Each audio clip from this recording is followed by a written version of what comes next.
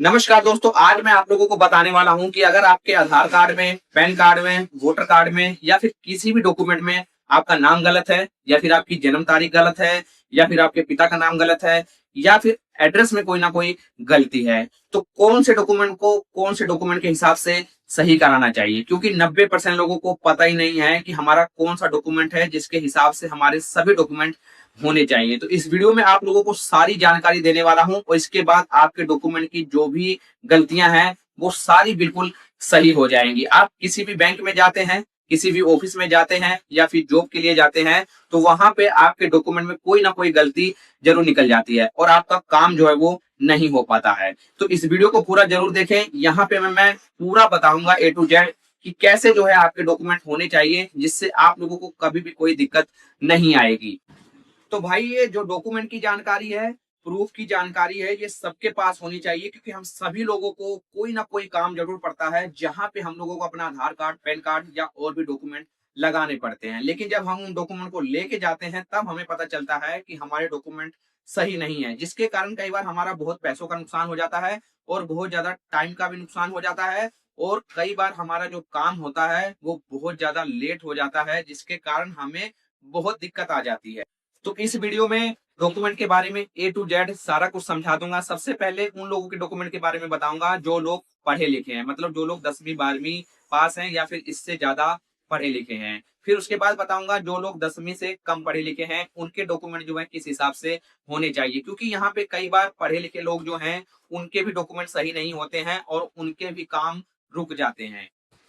जिन लोगों के डॉक्यूमेंट गलत होते हैं वो इधर उधर भटकते रहते हैं लेकिन उनको कोई सही से गाइड भी नहीं करता है। तो इस वीडियो में आप लोगों को डॉक्यूमेंट के बारे में पूरा समझा दूंगा जिससे आप लोगों को कभी भी कोई दिक्कत नहीं होगी। सबसे पहले बताऊंगा उन लोगों के लिए जो लोग पढ़े लिखे हैं उनके डॉक्यूमेंट किस हिसाब से होने चाहिए। जो लोग 10वीं 12वीं पास हैं या फिर इससे ज्यादा पढ़े लिखे लोग हैं उनके डॉक्यूमेंट किस हिसाब से होने चाहिए। उसके बाद बताऊंगा जो लोग अनपढ़ हैं, मतलब जो लोग 10वीं से कम पढ़े लिखे हैं, उनके डॉक्यूमेंट जो है वो किस हिसाब से होने चाहिए। तो वीडियो को पूरा जरूर देखिए। आज मैं डॉक्यूमेंट के बारे में ए टू जेड सारा कुछ आप लोगों को समझा दूंगा। तो देखिए, जब भी कोई बच्चा पैदा होता है तो सबसे पहले उसका बनता है जन्म सर्टिफिकेट। जन्म सर्टिफिकेट पे उसका नाम होता है, जन्म तारीख होती है, पिता का नाम होता है, माता का नाम होता है और उसका एड्रेस होता है। उसके बाद फिर हमारा डॉक्यूमेंट बनता है आधार कार्ड। आधार कार्ड जब आप बनवाएंगे तो सारा जो जानकारी जन्म सर्टिफिकेट पे होता है वही जानकारी आधार कार्ड पे दी जानी चाहिए। आधार कार्ड पे कोई भी अलग से नाम नहीं देना चाहिए, ना ही कोई अलग से कुछ और डिटेल वहां पे बतानी चाहिए। जो जन्म तारीख पे लिखा है सेम वही डिटेल जो है हमारे आधार कार्ड पे होनी चाहिए। जब आपका आधार कार्ड बन जाता है तो उसके बाद जो हमारा डॉक्यूमेंट बनने वाला होता है वो होता है पैन कार्ड। पैन कार्ड भी 18 साल से कम उम्र वाले बच्चे भी बनवा सकते हैं, उसमें कोई दिक्कत नहीं होती है। यहाँ तक तो बात हो गई जो लोग पढ़े लिखे हैं या फिर नहीं पढ़े लिखे हैं। उसके बाद क्या है, वो बच्चा जो है स्कूल में एडमिशन लेता है, वहां पे उसका आधार कार्ड अभी जरूर लगेगा और जन्म सर्टिफिकेट भी लगता ही है। तो ये दो डॉक्यूमेंट जो है वो दोनों अगर सही होंगे, दोनों सेम होंगे, एक ही डिटेल दोनों पे होगी, तो वहां पे उसका एडमिशन हो जाएगा। जब एडमिशन हो जाएगा तो बच्चा जो है 5वीं पास करेगा, 8वीं पास करेगा, 10वीं पास करेगा, 12वीं पास करेगा। ये स्टडी जो है वो जब कंप्लीट करेगा तो जो उसके सर्टिफिकेट पे उसका नाम होना चाहिए वो आधार कार्ड और जो जन्म सर्टिफिकेट है वही होना चाहिए। उसके पिता का नाम, माता का नाम, जो भी एड्रेस अगर उसमें कुछ आता है तो वो जो है आधार कार्ड और जो जन्म सर्टिफिकेट पे है वही सेम उसके सर्टिफिकेट पे भी डिटेल होनी चाहिए। इतना हो गया। उसके बाद जो है बच्चा डिग्री करेगा। डिग्री जब करेगा तब भी जो है जो डिटेल उनके मार्कशीट पे है, 10वीं के, 12वीं पे, 8वीं पे, आधार कार्ड में, जन्म सर्टिफिकेट में, वही सेम डिटेल जो है डिग्री करते वक्त भी अपने कॉलेज में देनी है ताकि उसके डिग्री पे भी सेम डिटेल आ जाए। उसका नाम, पिता का नाम, माता का नाम और उसका जन्म तारीख। उसके बाद फिर उसका वोटर कार्ड अप्लाई हो सकता है जब वो 18 साल का हो जाता है। तो वोटर कार्ड अप्लाई करने के लिए दो प्रूफ यहाँ पे लगते हैं। एक आईडी प्रूफ लगता है, दूसरा जो है डेट ऑफ बर्थ का प्रूफ लगता है। तो वहां पे भी आधार कार्ड लगाइए, 10वीं का सर्टिफिकेट लगाइए या फिर जो जन्म सर्टिफिकेट है उसको लगाइए और सेम डिटेल से जो है अपना वोटर कार्ड बनवा लीजिए। ये सारे डॉक्यूमेंट सेम हो गए। उसके बाद अगर पासपोर्ट बनवाना है तो वहां पे भी यही सेम डॉक्यूमेंट लगाने हैं, आधार कार्ड, पैन कार्ड या फिर जो वोटर कार्ड है, और सेम डिटेल से जो है अपना पासपोर्ट भी बनवा लेना चाहिए। जो एड्रेस आधार कार्ड पे है सेम एड्रेस जो है वो पासपोर्ट पे भी होना चाहिए, नहीं तो पासपोर्ट बनाने में बहुत ज्यादा दिक्कत आ जाती है। अब ये सारे डॉक्यूमेंट जब बन गए, उसके बाद अगर बैंक अकाउंट खुलवाना है तो वहां पे आधार कार्ड, पैन कार्ड लगेगा और वहां पे भी सेम डिटेल से जो है खाता खुल जाएगा। तो इस प्रकार जो है ये सारे डॉक्यूमेंट सेम हो जाते हैं। इन सभी डॉक्यूमेंट के अलावा अगर और भी कोई डॉक्यूमेंट बनाया जाता है तो यही डिटेल सेम जो है उस डॉक्यूमेंट पे भी देनी चाहिए, कुछ भी उसमें अलग नहीं करना चाहिए। और ये पहले से ही डिसाइड कर लेना चाहिए जन्म सर्टिफिकेट के समय ही कि क्या नाम रखना है, क्या पिता का नाम इसमें डालना है, क्या माता का नाम डालना है और क्या एड्रेस डालना है। एड्रेस वैसे कोई बड़ी बात नहीं है, एड्रेस जो है बाद में चेंज हो जाता है।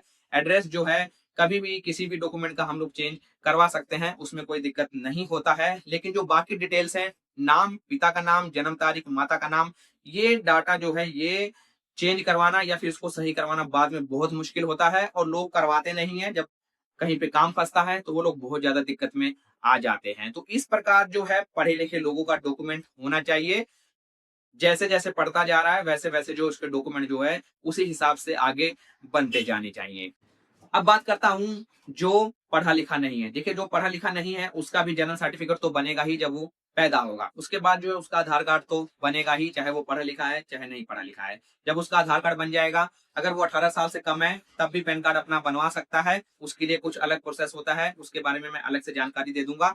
अगर वो 18 साल का हो जाता है तो उसका जो आधार कार्ड है उसके जन्म सर्टिफिकेट के साथ लगेगा और जो है उसका पैन कार्ड भी बन जाता है। ये रूल जो है अभी नया नया आया है।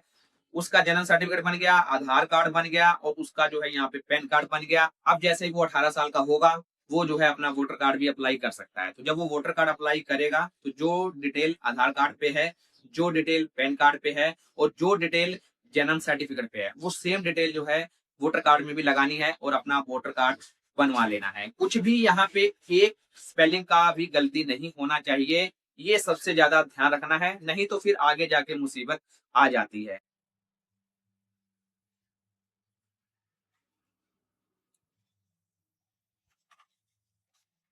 अब उसके भी 4 डॉक्यूमेंट यहाँ पे बन चुके हैं। जन्म सर्टिफिकेट बन चुका है, आधार कार्ड बन चुका है, पैन कार्ड बन चुका है और यहाँ पे वोटर कार्ड बन चुका है। अब अगर उसको पासपोर्ट बनवाना है तो पासपोर्ट भी सेम डिटेल देके जो है बनवाना चाहिए। यहाँ पे कोई भी एक स्पेलिंग का भी मिसमैच नहीं होना चाहिए, नहीं तो पासपोर्ट नहीं बनेगा। जो आधार कार्ड पे एड्रेस है सेम एड्रेस जो यहाँ पासपोर्ट पे भी डालना होता है और उसका पासपोर्ट भी बन जाएगा।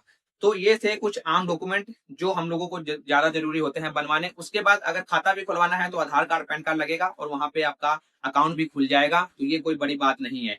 यहाँ पे सबसे ज्यादा ध्यान देने वाली बात ये है कि जो हमारा एड्रेस होता है वो हम कभी भी चेंज करवा सकते हैं, क्योंकि हम लोग एक जगह से दूसरी जगह रहने के लिए जाते हैं तो हमारा एड्रेस जो है यहाँ पे हमेशा ऑप्शन रहता है कि एड्रेस जो है हम लोग कहीं का भी चेंज करवा सकते हैं जहां पे भी हमें जरूरत होती है। लेकिन जो बाकी डिटेल है ये चेंज नहीं होती हैं। अगर आप गलती करोगे तो आप परेशान होगे और आपको जो है जल्दी इसका कोई सलूशन भी नहीं मिलेगा। तो अपना नाम, जन्म तारीख, पिता का नाम, माता का नाम, ये 4 जो डिटेल हैं ये बिल्कुल सही होनी चाहिए।